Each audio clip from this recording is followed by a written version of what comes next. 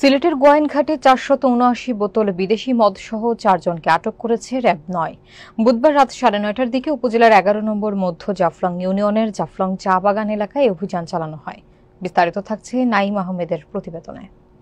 র্যাব-৯ জানায়, গোপন সংবাদের ভিত্তিতে অভিযান পরিচালনার সময় একটি মোটরসাইকেল এবং ৩টি প্লাস্টিকের বস্তায় মদ রেখে পালানোর চেষ্টা করলে ৪ জনকে আটক করা হয়। আটককৃতরা হলেন উপজেলার দক্ষিণ প্রতাপপুর এলাকার কালন মিয়ার ছেলে আনোয়ার হোসেন, ইদ্রিস আলীর ছেলে আজাদ মিয়া, জাফলং বস্তি এলাকার মঈনউদ্দিনের ছেলে শামসুল ইসলাম এবং মনাইকান্দি এলাকার নুরুল হকের ছেলে জাকির হোসেন। র্যাব-৯ সিলেটের মিডিয়া অফিসার অতিরিক্ত police super KM Shahidul Islam সোহাগ বলেন, গোপন সংবাদের ভিত্তিতে অভিযান চালিয়ে ৪ জনকে বিদেশি মদ সহ আটক করা হয়েছে। তাদের বিরুদ্ধে আইনানুগ ব্যবস্থা গ্রহণ করা হয়েছে।